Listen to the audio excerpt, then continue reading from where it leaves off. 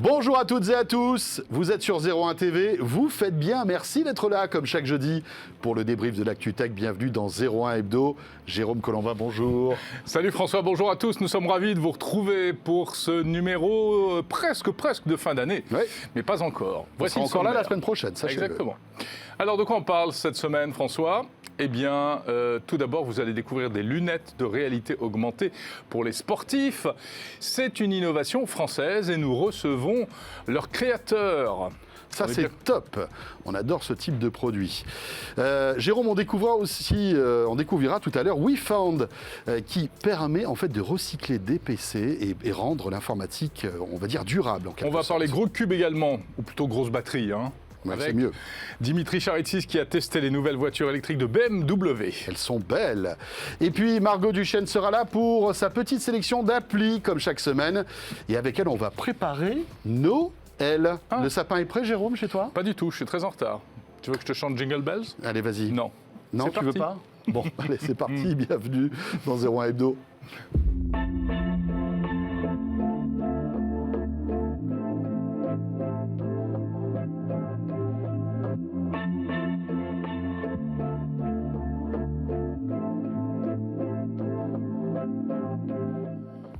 Et oui, c'est vrai que les fêtes approchent.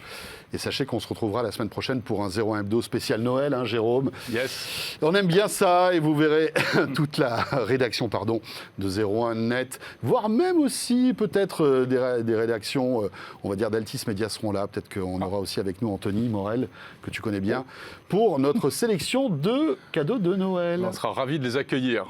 Bon, voilà, en attendant, on vous a concocté encore une, j'espère, très jolie émission. Hein, et on va commencer tout de suite par l'actu tech de la semaine. Forcément.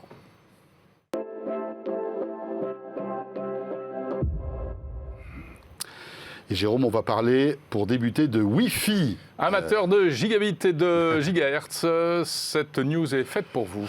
Et oui, vous connaissiez le Wi-Fi 5, vous connaissiez peut-être le Wi-Fi 6, on en a parlé Moi, j'ai plusieurs même fois. connu les parents, les grands-parents, le Wi-Fi 4, le Wi-Fi 3. Oui, Il ne c'est s'appelait vrai. pas comme ça, non, d'ailleurs. Non, c'était BG, Ouais, c'était horrible. N, etc.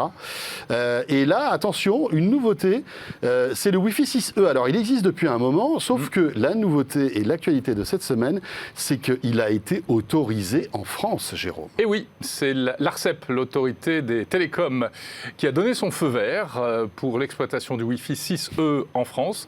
Concrètement, ça veut dire que des produits compatibles Wi-Fi 6E vont pouvoir être vendus, des routeurs, mais également des box opérateurs, Oui, bien sûr. très bientôt. Alors, qu'est-ce que c'est que ce Wi-Fi 6E François, c'est ta spécialité. Donc, explique-nous ça. Eh ben, tu sais quoi, en plus, on va en parler dans De quoi je me mail cette semaine. Je sais que c'est ta passion. Je recevrai le porte-parole de Devolo, qui est un spécialiste du Wi-Fi, qui nous expliquera ce que ça apporte. Mais en gros, bien sûr, comme toujours, plus de débit, moins de latence. En fait, c'est un peu la 5G du Wi-Fi. C'est joliment dit. Le Wi-Fi 6E. Ça va vous permettre d'atteindre des débits encore plus importants. L'intérêt aussi, bien sûr, c'est d'avoir au départ une bonne connexion Internet. Hein. Il faut avoir la fibre pour bénéficier de toutes ces technologies. Et le Wi-Fi 6E, le seul problème, c'est que, si tu veux, il a une couverture qui n'est pas excellente parce qu'il travaille sur des fréquences très très hautes. Et voilà, c'est ça la nouveauté, c'est que jusqu'à présent, on avait deux plages de fréquences qui étaient utilisées par le Wi-Fi. Il y avait le vieux Wi-Fi en 2,4 GHz. Le vieux Wi-Fi. Il y avait le nouveau Wi-Fi en 5 GHz. Et voici donc ce nouveau qui, lui, va bénéficier d'une nouvelle plage de fréquences qui seront les 6 GHz. Voilà. Alors, seulement une petite partie de la bande des 6 GHz, Ouais. si j'ai bien compris, un petit paquet de fréquences là, équivalente à 480 MHz au total. Et donc, tu l'as dit, plus de débit, puisqu'on nous fait miroiter des 10 gigabits par seconde. Oui, mais ce sont des débits théoriques, bien entendu. Cela dit, il faudra évidemment des appareils compatibles. Tout à fait. Alors, non seulement il faudra des appareils compatibles, et puis les fréquences compatibles, parce que tu sais que tout ça est régi de manière très officielle par l'ARCEP. Les fréquences, bien sûr, c'est qui est un un peu bien commun. Le gendarme des télécoms. Dès que quelqu'un fait quelque chose dans un coin, ça impacte les autres à côté. Tout à fait.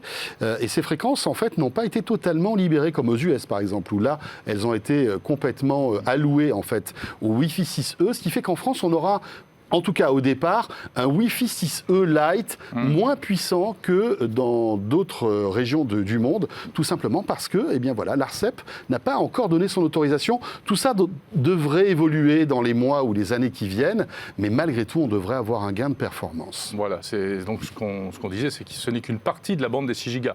Mais petit à petit, on peut penser que ça évoluera. Alors, on l'a dit, peut-être bientôt dans votre box opérateur, peut-être bientôt dans le routeur que vous achèterez pour compléter votre installation à la maison. Et puis surtout, il faudrait que ce soit également dans vos smartphones et dans vos ordinateurs. Donc a priori, sur les tout derniers modèles, si j'ai bien compris, ce sera le cas, nativement. Alors petit à petit, parce que ce sont des puces et Qualcomm qui est, mais même sur certains qui sont déjà sortis aujourd'hui. Oui. Notamment le Galaxy S21. Ultra, donc le très haut de gamme, il est compatible Wi-Fi 6E, mais aujourd'hui, en fait, il est compatible, il n'y a aucun routeur et aucune box Wi-Fi 6E, donc il est en avance, mais c'est quelque chose qui est au long cours, qui va prendre plusieurs années.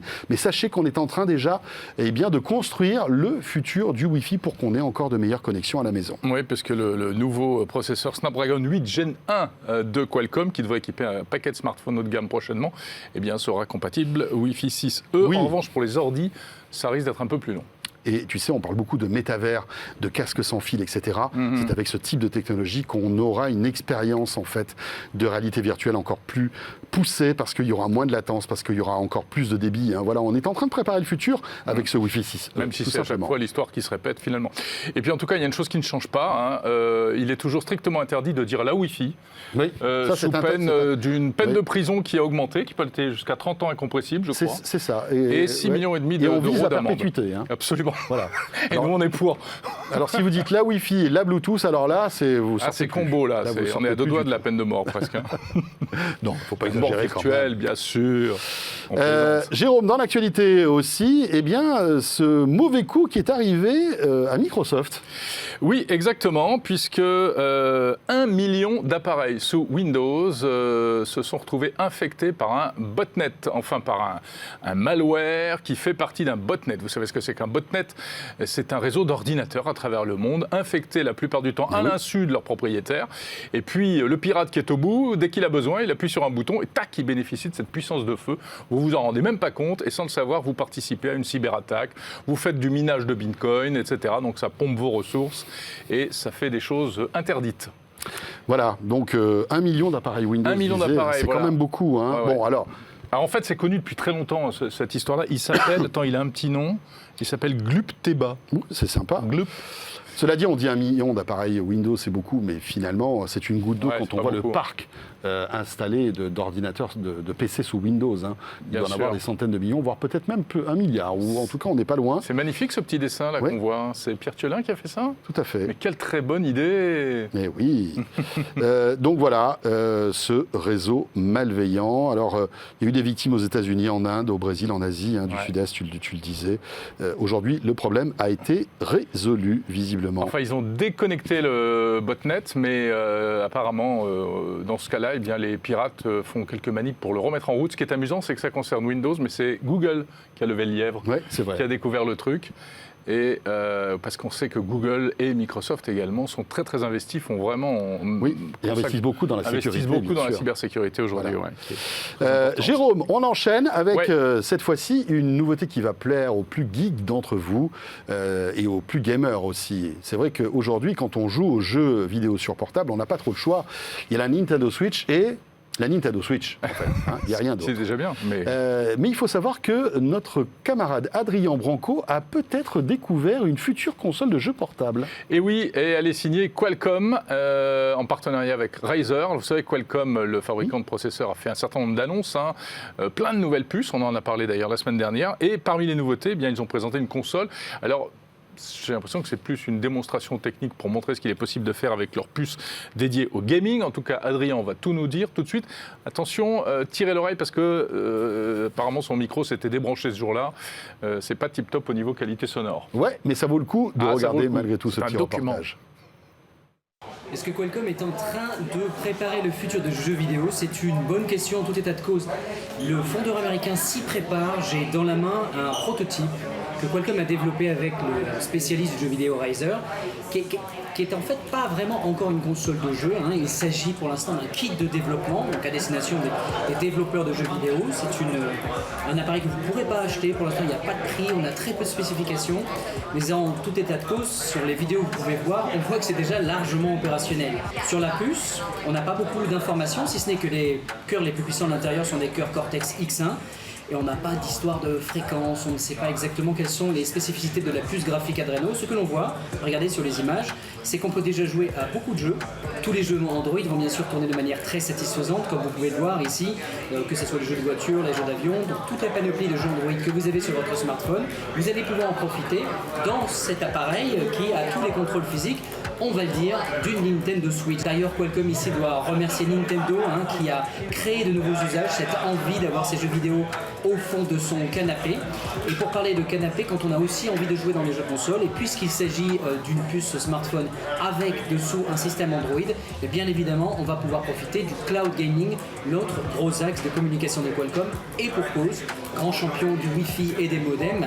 Et puisque la ludothèque d'Android ne suffit peut-être pas à la plupart des gamers, on va pouvoir jouer à absolument tous les services, qu'il s'agit bien évidemment de Microsoft, bien évidemment aussi de Valve. Si vous avez un PC à la maison, vous pouvez l'utiliser et diffuser directement sur votre console. Alors, y a-t-il un marché pour ça? En termes de form factor, c'est-à-dire de format d'appareil, oui, la Switch l'a prouvé, mais Qualcomm va-t-il trouver des partenaires? Ici, ils en ont trouvé un pour faire un prototype avec Razer. Razer va-t-il s'engager dans la bataille des consoles de jeux vidéo? Ça, c'est une histoire qui reste à écrire. Mais en tout état de cause, pour un premier jet, c'est quand même un jet très convaincant. On attend donc de voir, peut-être les constructeurs de smartphones chinois ou d'autres nouveaux acteurs de se lancer éventuellement dans la bataille des consoles de jeux vidéo. Voilà pour cette console de jeu Qualcomm Razer. L'écran est impressionnant. Ouais. C'est un format inhabituel. Pas mal. On verra bien. Est-ce que les industriels, les grands constructeurs d'électronique vont s'emparer de ce produit? C'est très intéressant, on verra. Et on enchaîne ce 01 Hebdo avec notre première invitée maintenant.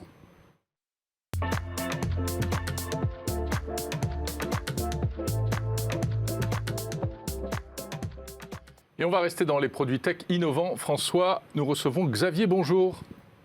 Enchanté. Alors je dis bonjour Xavier, comme ça au moins c'est fait. Voilà. On a dû vous la faire quelques milliards de fois, mais comme ça on l'a faite aussi sur 01 TV. Vous êtes directeur marketing et partenariat d'Active Look et Jérôme, tu vas pouvoir en plus compléter les propos de notre invité puisque tu as pu tester, je t'ai vu en visio avec une drôle de paire de lunettes cette semaine. Exactement. Xavier de la société Active Look, vous avez mis au point des lunettes à réalité augmentée, on peut dire ça comme ça? Oui, tout à fait. Voilà. Oui. Alors, c'est à la fois nouveau et pas si nouveau que ça, bien sûr. Vous pouvez nous les présenter un petit peu? Alors, oui, la technologie Active Look, donc elle est embarquée dans cette paire de lunettes, par exemple, qui sont de la marque Kengo. C'est un système de vision tête haute qui a été miniaturisé et embarqué dans des lunettes. Alors la vision tête haute, c'est un moyen d'incruster de l'information dans votre champ de vision. Ouais, comme les pilotes de chasse et puis maintenant dans les voitures. Et tout à fait.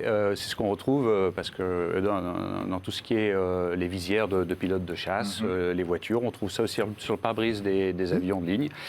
Voilà, donc le challenge était de miniaturiser tout ça pour que ça soit compatible avec une activité physique ou un mouvement. Donc c'est les lunettes de réalité augmentée classiques sont souvent assez lourdes, d'une esthétique potentiellement discutable ou un style cyborg.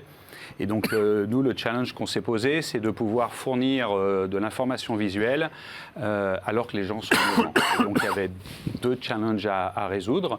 Le premier, c'est celui du poids. Dès qu'on va vouloir bouger, il va falloir avoir un système qui est extrêmement léger, ce qu'on a pu résoudre.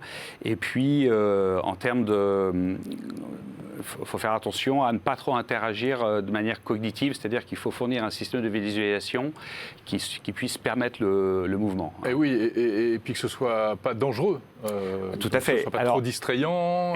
Exactement. Donc un exemple, c'est quand vous avez un téléphone mobile, si vous le tenez en main et que vous le regardez, dès qu'il y a un escalier ou un trottoir, vous vous arrêtez. Ouais. Vous pouvez pas, votre cerveau n'est pas capable de gérer cette information. Avec un système de vision tête haute, vous allez pouvoir faire ce que vous voulez tout en ayant accès à l'information.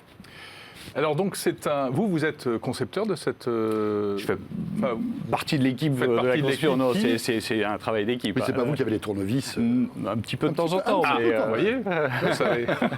Et votre produit, cette technologie, elle est proposée dans différents produits, notamment des lunettes pour le sport sous différentes marques. Exactement. Alors, nous, ce qu'on propose, la vision qu'on a, c'est de fournir la technologie à l'industrie de la lunette. On pense que la lunette connectée, qui est en train de se développer, se fera au travers des marques de lunettes existantes. Donc nous, ce qu'on propose, c'est une technologie qu'on appelle donc le package technologique Active Look, qui est une marque ingrédient, un peu comme nous, notre modèle, c'est un peu celui de Intel Inside, mais ça sera powered by Active Look. Oui, vous fournissez en fait toute la partie technologique. Voilà. Exactement. À la fois le composant, mais est-ce que vous fournissez aussi la batterie, la connectivité ? On fournit tout. On fournit donc, on fournit une plateforme en fait qui va de l'électronique, l'optique aussi, et surtout la partie logicielle embarquée qui est très importante pour pouvoir assurer la compatibilité avec des applications. Je peux vous emprunter une paire ? Oui. Voilà. En effet. Alors moi, j'ai testé. Oui, je vais le faire bien entendu. Voilà. C'est pas du tout mon style. Attention, le screen, vous pouvez le faire dès maintenant. Allez-y, amusez-vous, régalez-vous. Voilà. Ce bleu te va à la merveille.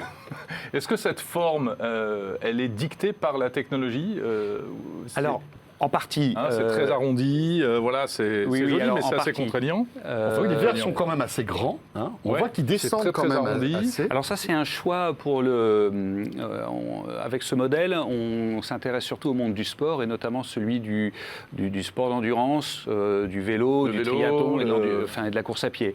Et donc pour le vélo... On peut faire du deltaplane aussi, non ? On peut, tout à fait. On a des clients qui s'y intéressent, et donc, effectivement, on a une forme de verre qui est un peu protectrice pour le vélo. Mais vous allez voir que dans quelques semaines, on va probablement annoncer des choses plus... Oui, puisque vous serez au CES tout à fait. Las Vegas. Enfin, on espère, si la situation sanitaire le permet. Oui. Eh bien, écoutez, si la situation sanitaire le permet, on y sera aussi, on découvrira sans doute vos innovations sur le plateau. Juste à ce sujet, alors évidemment, ça rappelle votre ancêtre, les Google Glass. Qu'est-ce qui a changé depuis et puis pourquoi, du coup, ça n'a pas marché à une époque et ça pourrait marcher maintenant ? Alors, déjà, la technologie a fait des progrès. Donc, on arrive à miniaturiser beaucoup de choses. Il y a une autre chose qui est importante, et en tout cas qui est très importante pour nous, c'est le design des lunettes. Vous voyez que ces lunettes, ce sont des lunettes finalement tout à fait normales. Là où les Google Glass, c'était très ostentatoire. Un support. Il y avait et surtout quelque chose qui est très différent, c'est que les Google Glass avaient une caméra, et donc il y avait la notion de capturer son environnement. Et ça, du point de vue social, c'est ça qui a posé problème d'après vous. D'accord. C'est un des éléments. Alors après, quand on l'essaye, c'est sympa. Moi, j'ai trouvé que l'écran était un peu petit, un peu dans le coin là. C'est quoi ? C'est volontaire ? Alors, je m'attendais plus à avoir un truc en plein dans l'axe de vision. Alors, c'est un choix qu'on a fait. Justement, quand on est dans une activité physique, il ne faut pas trop charger cognitivement le cerveau qui est occupé à faire plein de choses. Donc, on voulait pas mettre l'image sur la vision périphérique, parce que c'est là où vient le danger. Donc il ne faut surtout pas mettre de choses sur le côté. Et en plein centre, ça va gêner la vision. On pourrait. Maintenant, les athlètes préfèrent pouvoir choisir. Ça nous permet de choisir d'avoir accès à l'information. Et vers le bas, comme en voiture, c'est trop compliqué parce que alors en fait, quand on marche ou quand on est inscrit dans un mouvement, on a souvent la tête un petit peu en vélo, ou quand on court, donc. Ok, c'est une innovation sympa. La position est étudiée. Sauf que si je peux me permettre, encore des lunettes connectées qui ne sont pas faites pour les gens qui ont l'habitude de porter des lunettes, c'est-à-dire que la compatibilité avec les lunettes de vue, c'est pas ça, quoi. Alors, il y a paradoxalement, pour les gens qui ont au-dessus de 45 ans, qui ont de la presbytie, en fait, moi autant je ne vois pas mon compteur de vélo, autant quand je mets ces lunettes, je vois l'information parce que que l'image virtuelle est à 2 mètres. Ah oui. Et donc, nous, on est beaucoup plus jeunes, on est juste myopes. Donc... Alors, bon, C'est vrai qu'après, il y a les myopes, les astigmates, etc. oui, tout à fait. Ouais. Alors, avec les ce myopes, modèle... on ne peut pas trop enlever les lunettes. Hein. Avec ce modèle, bien sûr, alors pour le coup, il faudra mettre des lentilles de contact, mais on travaille sur une solution pour intégrer la correction ophtalmique dans Très bien, très bien.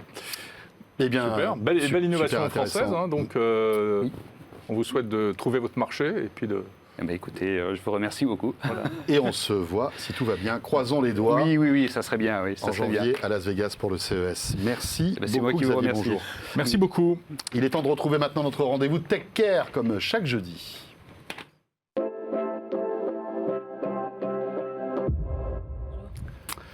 Et Alissa Gemaï nous a rejoint. Bonjour Alissa, est-ce que c'est comme ça qu'on Bonjour. prononce votre nom? Oui, Gemaï. Gemaï. Bienvenue Bonjour. sur le Bonjour. plateau Bienvenue. de 01 Hebdo. Merci. WeFound, c'est bien ça. Ouais. W2E et Et il y en a Found. même 3. Il y a 3 E. Ah Ah ouais. oui, il y a 3 E, c'est marqué. Impressionnant. Qu'est-ce que c'est WeFound? Alors, WeFund, c'est une association qui a 2 missions. La première, c'est de lutter contre le gaspillage électronique. Et le gaspillage électronique, qu'est-ce que c'est? C'est en France 3 millions d'ordinateurs d'entreprise qui sont chaque année jetés alors qu'ils marchent encore très bien. Donc ces ordinateurs, on les récupère. Pas encore les 3 millions, mais on espère bientôt. On les reconditionne et puis on s'en sert pour accomplir notre deuxième mission. Et notre deuxième mission, c'est de favoriser l'inclusion numérique.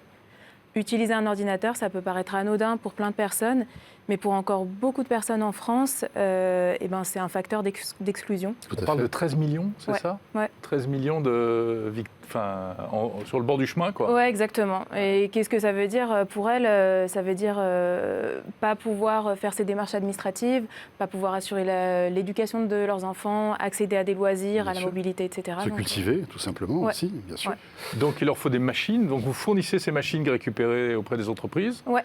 Et vous faites aussi du coaching. Ouais, parce D'accord. que alors il y a des personnes qui peuvent pas s'équiper, mais quand on est équipé et qu'on ne sait pas utiliser un ordinateur, ça sert pas à grand chose. Donc on les forme aussi à utiliser l'outil numérique. Et puis on assure aussi la maintenance du matériel pour que quand il tombe en panne, elles sachent vers qui se tourner pour l'entretenir. Super. Tout type de machine, que ce soit des laptops ou des PC de bureau, on va dire. Ouais. Alors on collecte tout type de machines, essentiellement des laptops parce que c'est ce qu'on cherche le plus. Bien sûr, Et c'est ce du qui est le coup, plus c'est- pratique. Ouais, pour la plupart des personnes, donc c'est ce qu'on cherche le plus chez nos entreprises partenaires. Et puis encore aussi beaucoup de machines fixes d'unités centrales. Et qu'est-ce que vous faites? Vous les revendez? Vous les donnez à ces On les personnes? donne. On a D'accord. différents programmes qui nous permettent soit d'équiper des écoles ou des associations, soit d'équiper directement des particuliers, des familles, des personnes en recherche d'emploi. On a une toute petite partie de vente, mais qui n'est pas très significative. Et puis du coup, à travers ces programmes-là, on les forme aussi, on les accompagne pour que l'inclusion numérique elle soit complète. Mais quel est votre business model en fait? Parce que si vous donnez ces ordis, j'imagine aussi que les remettre à niveau, etc., ça prend du temps, donc ça coûte de l'argent. Quel est votre business? On est en déficit depuis. Non, Dehors. Alissa. Vous êtes une association, vous dites? Ouais, elle est née en 2017. À but non lucratif, À alors, but c'est non ça lucratif, ouais. Mhm. Elle est née en 2017 et le début du modèle économique, c'était surtout le mécénat d'entreprise. Donc, on trouvait une association, une école qui avait besoin d'être équipée et en face, on trouvait une entreprise qui nous donnait ses ordinateurs et qui nous faisait un don financier. Maintenant, on a la plupart de nos recettes qui viennent de subventions publiques parce que l'État et les collectivités sont très investis sur la question de l'inclusion numérique. Et puis on accompagne aussi par des fondations privées et puis cette petite partie de vente d'ordinateurs et D'accord. puis d'ateliers. Donc c'est disponible dans toute la France? Alors pour l'instant, nos activités elles sont surtout sur la région Auvergne-Rhône-Alpes. D'accord. On collecte des ordinateurs partout en France, donc s'il y a des entreprises qui sont intéressées, on se déplace pour aller Donc elles récupérer peuvent vous contacter totalement. sur votre site? Sur notre site, on a un formulaire pour D'accord. tout WeFound.com. ça. .fr. .fr, très bien. Combien d'ordi vous avez recyclé déjà? Et Depuis le début en 3 ans, on en a recyclé un peu plus de 1200, pardon. On a accompagné autant de bénéficiaires quasiment. Et puis, en termes de lutte contre le gaspillage électronique, alors il y a beaucoup de choses qui ont été économisées, mais notamment 380 tonnes d'équivalent CO2 qui ont été économisées par le réemploi de ces ordinateurs. Et alors, à l'autre bout de la chaîne, les personnes qui voudraient bénéficier de ça, comment elles font? Pareil, il faut qu'elles trouvent quelqu'un qui va les emmener sur le site, j'imagine. Oui, alors elles peuvent, sur la métropole de Lyon, se rapprocher de leurs conseillers d'insertion. Ce sont des personnes qui recherchent un emploi ou qui sont en démarche d'insertion. Leur parler d'un de nos programmes qui s'appelle WeJob et puis voir si elles sont éligibles et si leur conseiller peut rentrer en contact avec nous. Très bien. Petite question, parce que c'est bien sympa et franchement, c'est tout à fait à votre honneur de pouvoir récupérer ces ordis, de les remettre à niveau et de les donner. Mais la connexion Internet, c'est quand même important. Et on peut imaginer que les gens qui n'ont pas les moyens forcément de s'acheter ce type de machine ne peuvent pas mettre quelques dizaines d'euros par mois dans une connexion Internet. Alors, pour l'instant, on a une solution qui est assez provisoire mais qui marche, c'est de fournir une clé 4G aux personnes qui n'ont pas de connexion. Ah donc, vous fournissez aussi une clé 4G? On fournit une clé 4G avec une carte SIM dedans qui est rechargée et puis après on explique aux personnes à la fin des recharges, parce qu'on n'a pas un budget illimité, comment est-ce qu'elles peuvent recharger cette clé ou bien comment est-ce qu'elles peuvent accéder à un abonnement Wi-Fi à bas coût, à un tarif solidaire. D'accord. Mais effectivement, un ordinateur sans Internet, maintenant, c'est plus très utile. Eh bien voilà, l'appel est lancé. Donc si vous êtes en train de regarder 01 Hebdo et que vous êtes une entreprise avec des parcs d'ordi qui commencent à être vieillissants, on ne sait pas trop quoi en faire, ça peut intéresser Alissa. Merci beaucoup. Merci à beaucoup. vous. Merci d'être passé. Et on vous souhaite 01 Hebdo. plein de recyclage de plein de PC, de rendre plein de gens Recyclez-nous toutes heureux. ces cochonneries là. C'est ce qu'on essaye de faire. Rappelons que vous êtes responsable donc de ce pôle projet chez WeFound avec 3 E. Absolument. Allez, on part en voiture tout de suite. Et si on dit voiture, on dit Dimitri Charitsis.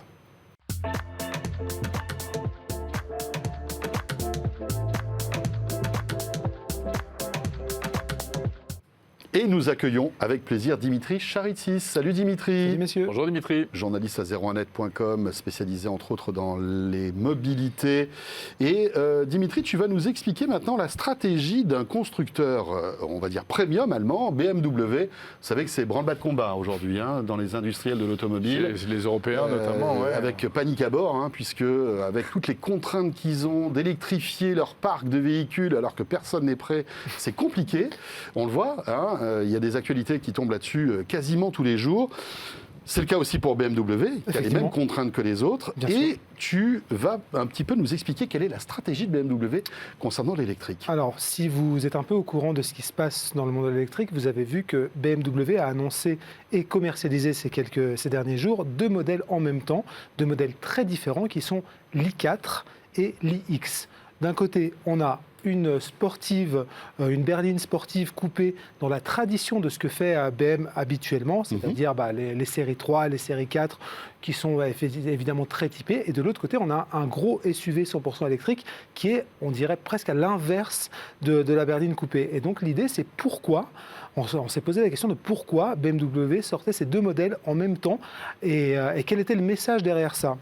Et en fait, c'est plutôt intéressant. Déjà, d'une part, c'est le fait de marquer son territoire. BMW, c'est quand même un des constructeurs qu'on considère être l'un des pionniers dans les voitures électriques, alors avec une Mini coupée à l'origine, mais on a surtout en tête la fameuse i3 et l'i8 qui ont été des modèles commercialisés en leur temps.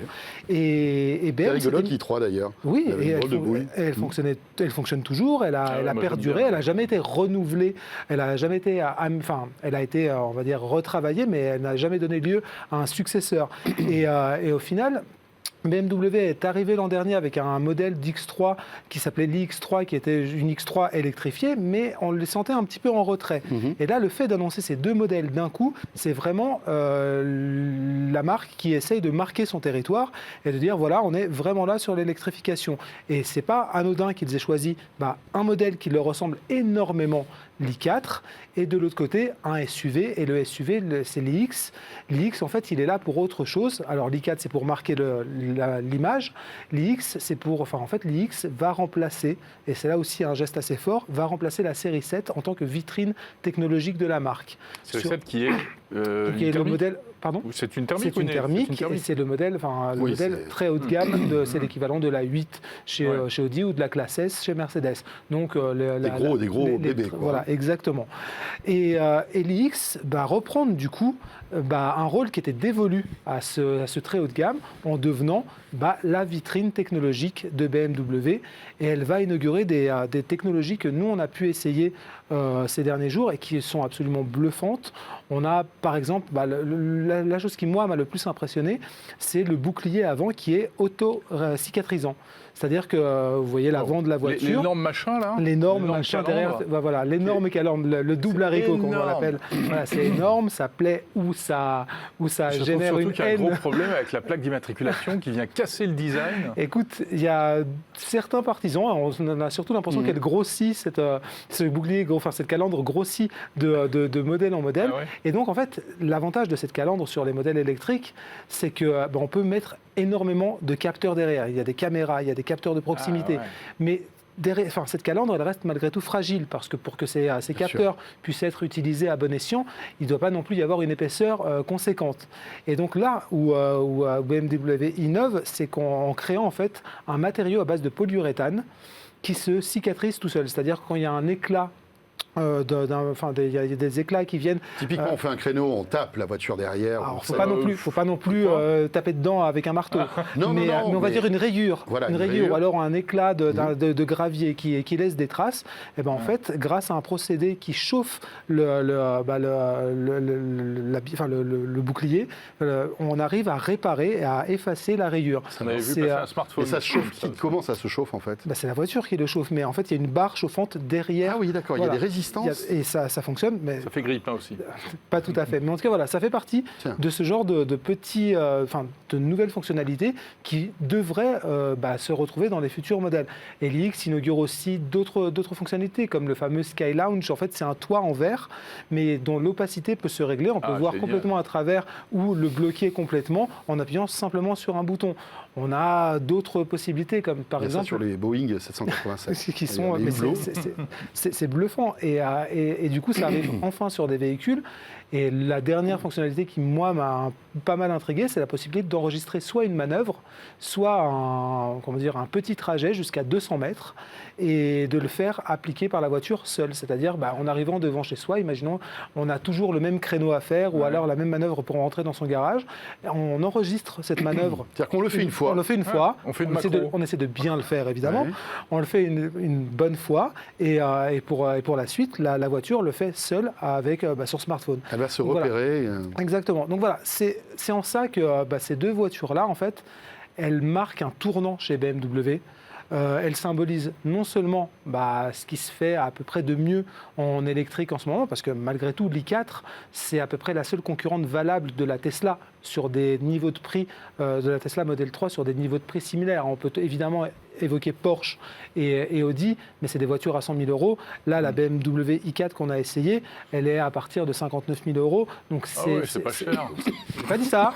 Je n'ai pas dit ça. Mais la Model 3 est moins chère, non ? La Model 3 est moins chère, sauf dans sa version performance et grande autonomie. Donc voilà, en fait, évidemment que BMW va se placer un peu au-dessus, c'est une marque premium, mais disons que pour chaque Tesla, qu'elle soit standard plus, grande autonomie ou performance, on va avoir en face une BMW i4 qui va venir la contrer. Alors évidemment sur des tarifs supérieurs, mais avec des performances au moins égales, y compris sur l'autonomie, et ça c'est une nouveauté. Alors justement, l'autonomie, qu'est-ce que ça donne ? Sur cette i4, ça peut aller jusqu'à 590 km dans la version optimisée. Donc WLTP. Voilà, exactement. Voilà. Et sur l'IX, alors l'IX c'est un modèle un peu plus cher, voire beaucoup plus cher, mais la version grande autonomie de l'IX, en tout cas l'équivalent, c'est 610 km. Donc là aussi, on est sur des valeurs proches de celles de Tesla. Et pour avoir essayé les deux modèles, je peux vous dire que ça marche très très fort.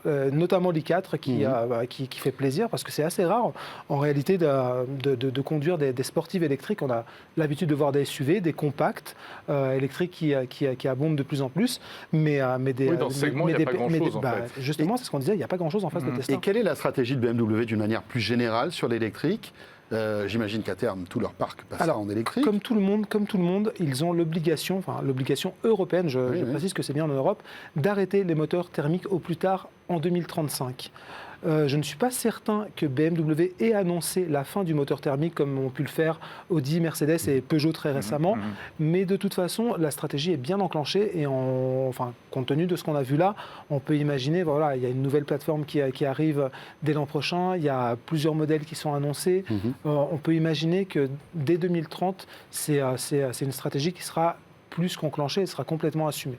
Oui, sans doute même avant 2030, puisqu'en 2021, enfin mais 2022. ce que je veux dire, c'est que BMW se doit de maintenir certains moteurs thermiques, ne serait-ce que parce que leur public, leurs acheteurs traditionnels font beaucoup de routes, etc. Font beaucoup de routes et demandent certains modèles, certains types de modèles puissants. Est-ce qu'il y aura une petite, ils ont parlé par exemple d'une petite citadine électrique ou pas? Alors, comme l'i3, parce que l'i3 disparaît, mais elle n'est pas remplacée finalement. Elle n'est pas remplacée et chez BMW en segmente, ils ont la marque Mini. Et donc, du coup, c'est la marque Mini qui reprend ce segment-là, avec déjà un modèle électrique au catalogue qui fonctionne très bien, la Cooper SE, et un autre qui va arriver, le format, la grande version de la Cooper, on va dire. Donc non, ça marche. C'est plutôt cohérent. C'est un gros virage pour BMW, et je trouve que la façon dont ils l'ont marqué, elle est assez symbolique, en reprenant la voiture iconique, enfin le format de voiture iconique, et en déportant le savoir-faire, en tout cas la vitrine, le rôle de vitrine sur un SUV qui sera un stand-alone. Là, pour le coup, il n'y aura pas d'autres déclinaisons de l'iX, mais qui sera la vitrine électrique et technologique de BMW. C'est fascinant, c'est très intéressant. Ces changements de stratégie à marche forcée de la part de tous ces constructeurs qui, historiquement, mettaient des années à élaborer de nouveaux modèles, à changer de stratégie, etc. Après, les échéances annoncées sont longues, quand même. Pas tant que ça, parce que 2030, 2035. Mais on est déjà en quasiment 2022. Le développement d'une voiture, c'est bien 3 ou 4 ans. Oui, mais enfin, ça fait un moment que le sujet est sur la table, quand même. Bien sûr, mais ce qu'on peut constater, c'est que pendant un moment, Tesla était seul ou presque. Il y avait quelques tentatives isolées. L'i3, on en a parlé. Ils ont mis du temps à réagir. Mais maintenant, tout le monde accélère et accélère de manière très forte. Merci Dimitri. Merci beaucoup Dimitri. Merci à vous. Et on enchaîne maintenant avec notre rendez-vous. Et c'est Margot Duchesne qui nous rejoint.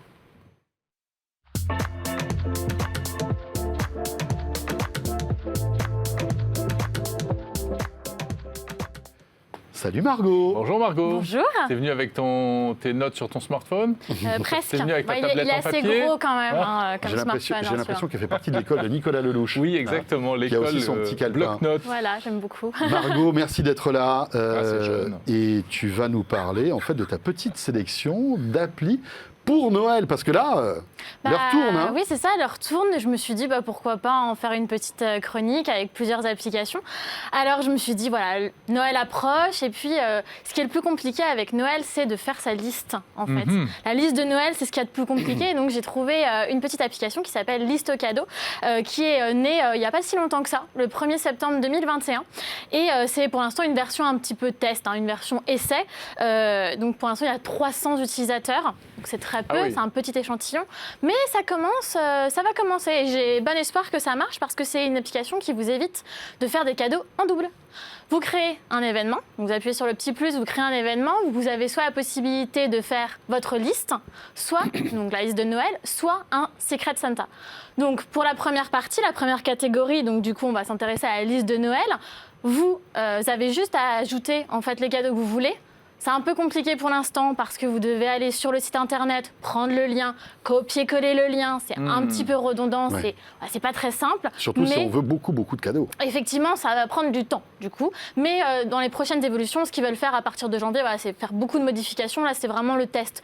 Donc, c'est se dire, est-ce que ça peut marcher, est-ce que ça peut intéresser?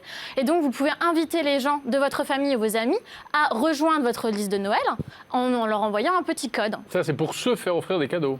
Oui, voilà. C'est ça, mais si vous voulez, c'est-à-dire que quand on envoie les petits codes pour les autres aussi peuvent créer leur propre liste de Noël dans l'événement que vous avez créé. Donc en fait, vous avez accès à toutes les listes de Noël des autres. Vous pouvez rajouter un cadeau sur les listes des autres aussi, en vous disant tiens, je sais que ça fait longtemps qu'ils rêvent de ça, tiens, je vais l'ajouter. Et comme ça, les autres ont accès. Vous pouvez réserver les cadeaux. Ça évite les doublons. Exactement, mais c'est ça qui est bien en fait. Et puis on peut réserver le cadeau en disant c'est bon, il est pris, c'est moi qui le prends. Donc du coup, vous savez pas ce qui a été pris dans votre liste, mais les autres peuvent le savoir et ça évite les doublons. Donc voilà, et ça, donc ça c'est la partie liste de cadeaux. Vous avez aussi des idées. Si vous savez pas quoi offrir, il y a une liste de commerçants partenaires. Là pour l'instant, il y y en a à peu près 9, c'est pas beaucoup, mais c'est surtout des commerçants éthiques qui ont été choisis par la fondatrice de l'application. Et donc voilà, le modèle économique pour l'instant, ce serait plutôt voilà, ce côté partenariat avec les commerçants, donc voilà comment ils seraient rémunérés. Margot voudrait un blazer, si tu peux Oui, compléter le c'est ça, message. un petit blazer. Et donc voilà. Elle aimait bien Mango aussi. visiblement. Oui, j'aime beaucoup. Mais oui, ça- ça, du voilà. goût. Mais il y a du beaucoup de choix, c'est pour ça que j'aime bien. Et donc ça, c'est le côté un peu voilà, partenaire éthique, si vous avez besoin de quelques petits cadeaux. Et puis vous avez donc tout ce qui est la partie en construction, en évolution. Voilà, je vais en citer quelques-uns. C'est créer une cagnotte pour acheter un cadeau s'il est un peu conséquent, que chacun puisse mettre un petit peu de sous. Ça va être gérer les ajouts de cadeaux directement via l'application et non pas en passant par le site partenaire. Ça va être aussi créer une messagerie ou une liste intemporelle. Et puis donc il y a la partie Secret Santa. Donc ça, c'est l'autre événement. Ça marche pareil, un petit code. Et puis mode aléatoire pour savoir à qui faire des cadeaux. Très bien. Deuxième appli, Margot. Donc maintenant qu'on a parlé de la liste de cadeaux, on sait ce qu'on veut, on va parler côté déco, recettes, qu'est-ce qu'on mange en fait tout simplement et comment on décore ça, c'est intéressant. son tout de suite. foyer. Jérôme, Ah, tu as réveillé ça marche Jérôme bien. qui était en train de somnoler. Non pas que ça t'intéresse Oui, pas, bien sûr, mais bon. La nourriture le réveille. C'est ça, c'est Ouais, les ouais. odeurs, ça commence. Après ça L'hôpital endort. qui se fout de la charité. tu Oui, connais mais de quoi parlons-nous? Mais qui êtes-vous? Alors, Alors, allons-y. Alors, je vous avais présenté Joe la dernière fois, enfin il y a quelques temps déjà. Et puis là, je me suis dit, c'est l'occasion de réveiller un petit peu cette application en disant, voilà, il y a des nouveautés qui sont arrivées sur l'application. Sur Avec, oui, voilà, Joe. J-O-W. Exactement. Et donc, vous pouvez retrouver quelques petites recettes spéciales Noël. Comment faire ses blinis maison, comment faire son saumon gravlat, ou alors les truffes de maison aussi au chocolat et les biscuits de Noël. Et forcément, l'incontournable vin chaud. Faut pas l'oublier non C'est très plus. compliqué à faire. Hein. Ah oui, ça ouais. prend du temps. Je sais pas c'est- cette tradition. C'est à la montagne, ça. Oui, mais c'est pour Noël aussi. Ah, Ouais, d'accord. voilà, c'est Ok, ça. D'accord. Non, mais ça va, je prends. Toi, tu préfères le vin à température ambiante. Oui. Hein. Je le sais, C'est pour ça. je le connais. À consommer toujours avec modération, hein, que Oui. ce soit du vin chaud ou froid. Faut faire Absolument. toujours gaffe. Toujours attention. Et puis Donc, côté déco, vous avez aussi des guirlandes avec des oranges, en fait, des tranches d'orange. Donc voilà, si vous avez une petite faim, en même temps, ça peut voilà. servir. Et puis vous avez aussi comment emballer son cadeau, donc tout un tuto avec du papier craft ou du tissu réutilisable. Donc voilà, c'est les petites nouveautés Joe Joe.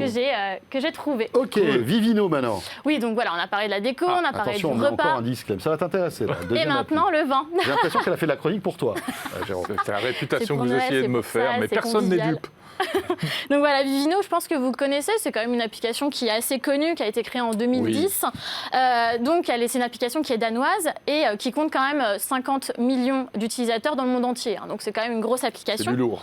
Et puis alors là, voilà, si vous êtes amateur ou un peu novice ou vous êtes un peu débutant dans les vins et que vous ne savez pas comment accorder votre plat avec votre vin pour Noël, pour impressionner un peu tout le monde et toute la famille, faire plaisir aussi, eh bien vous pouvez sélectionner un petit peu en fonction de vos goûts et avec les catégories, les critères de sélection. Ça va être le type, donc si c'est un blanc, un rouge ou un effervescent que vous préférez, le pays, le cépage, le style, la région ou encore la taille de la bouteille.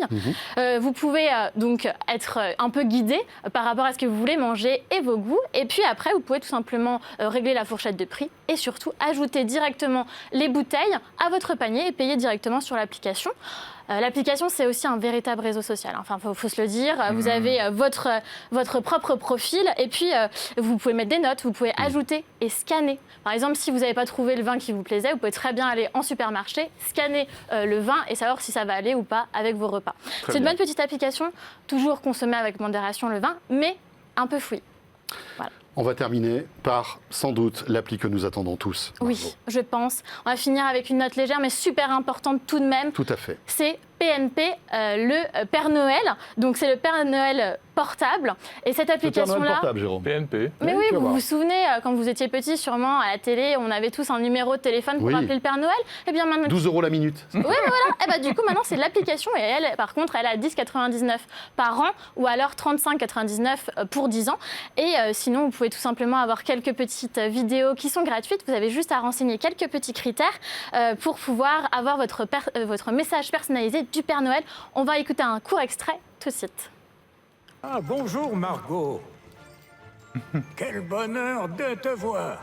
J'étais en pleine promenade quotidienne avec mes reines. Nous avons tous très hâte de voler jusqu'à chez toi. En France. Tu as 23 ans, n'est-ce pas? Enfin. J'espère que tu utiliseras la console du Père Noël portable à ta disposition pour me reparler très bientôt. Mère Noël, les lutins et moi avons encore de nombreuses surprises qui t'attendent. Joyeux Noël! Ho, ho, ho, ho, ho. Donc c'est voilà En le France. petit message. Le mec qui rajoute en Avec- fait. Hein. En France. Ouais, ouais. C'est le petit message qui ravira les plus grands comme les plus petits. Et puis on dit surtout merci Père Noël. Et on dit merci à cette application qui reverse Oui, 5% des C'est achats mignon. aux hôpitaux partenaires. Et Voilà. voilà. Cool. Et ça fait son petit effet auprès Mais des oui, enfants. ils vont Ouais, être super Margot. contents. Merci Voilà. beaucoup, Et un bon Margot. souvenir.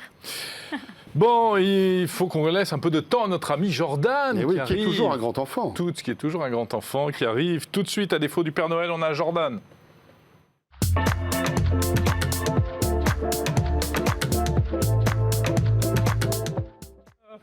Il Eh est oui. en vert, genre, c'est pas Saint-Nicolas qui est en vert? Écoute, je peux faire Saint-Nicolas, hein, mais j'ai pas la tête de l'emploi. hein. Ça va? Ça va Ça être. va, Jordan. Ben, très bien. Alors. Écoutez, on va pas parler Père Noël. Ah, rien à voir. De toute façon, Non. bon, écoute, voilà. Margot s'en est occupée. Voilà, écoutez, ça c'est fait. Moi, on va parler de 3 objets Kickstarter qui m'ont un peu attiré l'œil. À commencer par, est-ce que déjà vous possédez de la crypto-monnaie, messieurs? On passe de tout au tout.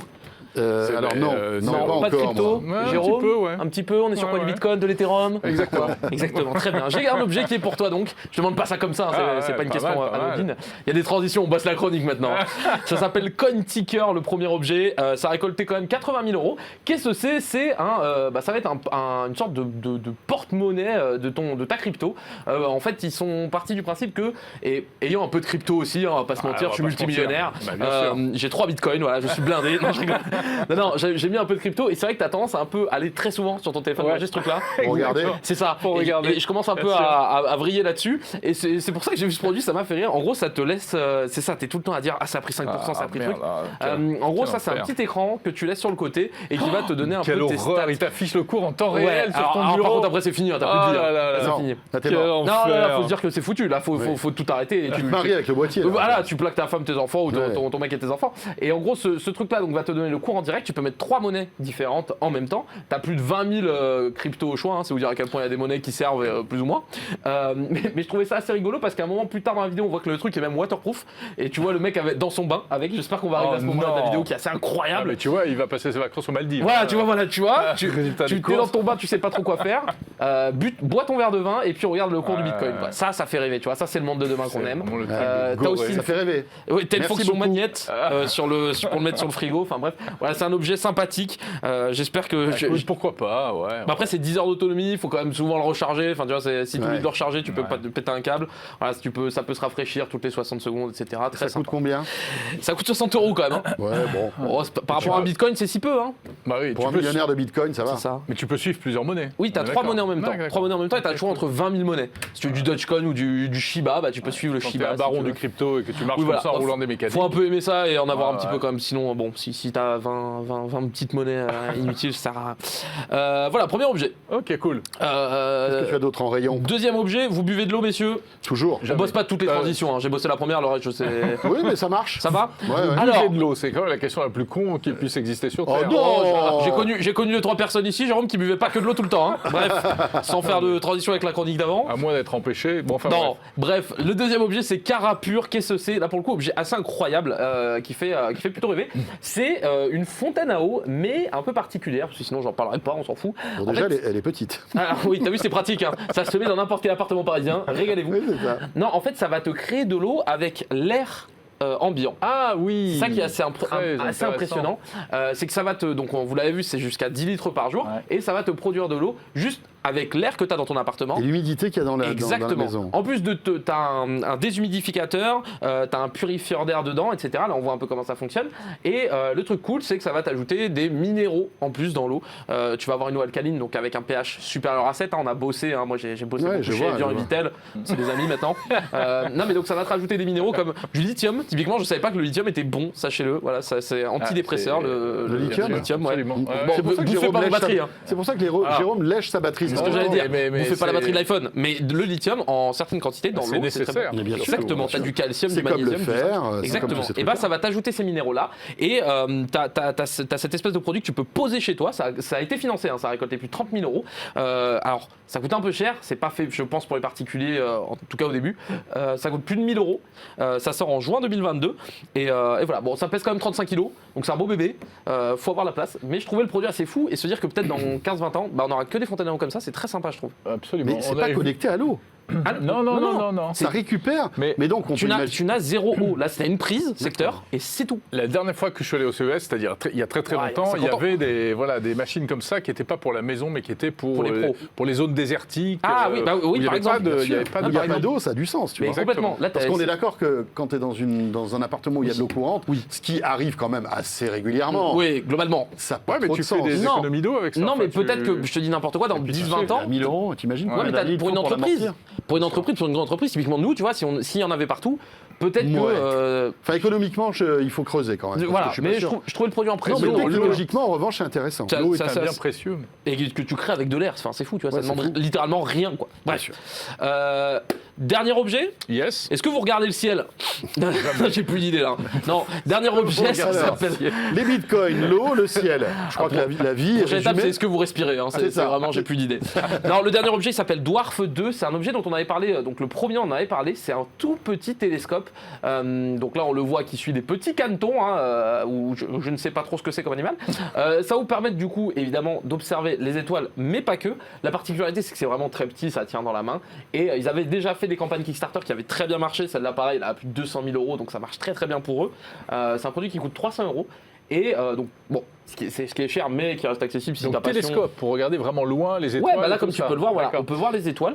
Tu peux même traquer les étoiles. C'est-à-dire que tu le poses, tu lui dis, voilà, je veux traquer la grande ours, c'est la seule que je connais. Tu lui dis, je veux traquer la grande ours, et bah, il va se déplacer. Il a un pied et il pivote, et tu vas pouvoir voir un peu.